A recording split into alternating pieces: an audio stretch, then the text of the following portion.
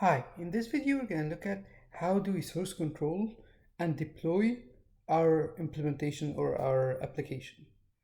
So I'll start off with utilizing the Habitat corporate. I'm currently actually porting it from MVC into JSS, and this is probably going to be the subsequent videos. We're going to see how we port it and the way I thought about it when taking an MVC application and moving it to JSS. So we're going to talk about the navigation, the carousel, and we're going to continue developing each piece as I guide you through the different options and why I chose whichever option I choose for each of these components when porting it from MVC to JSS.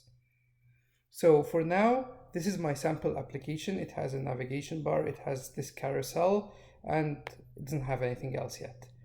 And this is the application in code, in Visual Studio Code. And as we've done previously multiple times, I've created the app, I've created my different components here. So we have this carousel component and we have the navbar component as new components here. Now I want to source control it. So let's say this is my develop app on my development machine and I want to move it to through my DevOps process. So what I usually do for that is, the first thing is I deploy it on my development machine. Then I go to Visual Studio and create a project, a TDS project, which I then add all my tenant information in. So I'm adding my project, my system settings, which has the service API key, and of course my actual tenant templates or tenant types here. Now it's important to notice something, because we don't have, or JSS doesn't deploy things in feature and foundation layer. I've created them all under the project folder. Realistically speaking, once, and hopefully I wish that JSS does that, once they convert this into a foundation feature and project layer, or feature and project layer mainly for the components at least, then I would have two different projects here, one for the project and one for the actual features. But for now, I'm just using this. So this is just a sync of TDS. Now this becomes my TDS deployment package that will be deployed on Sitecore server.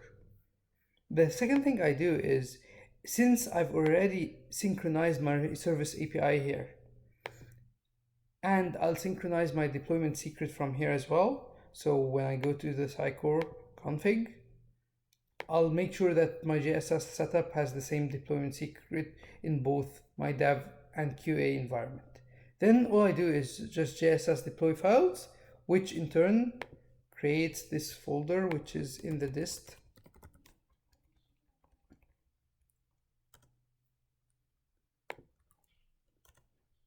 It creates a folder in the dist like this. Let me actually open the right one. So I'm in this environment. If I go to dist, it has Habitat Home, and this is what gets source controlled. So then when I go through my DevOps process, it will take these two and deploy them, and that will work normally afterwards.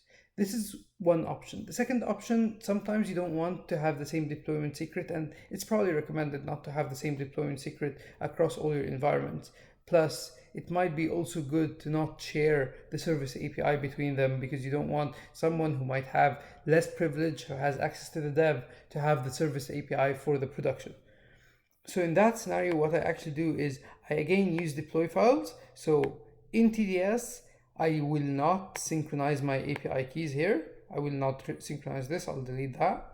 And then I'll go here and actually do a JSS deploy files, or npm deploy files, npm JSS deploy files on the QA server and then on the production server. And this becomes part of, so I execute this PowerShell as part of my DevOps process itself. Thanks for watching.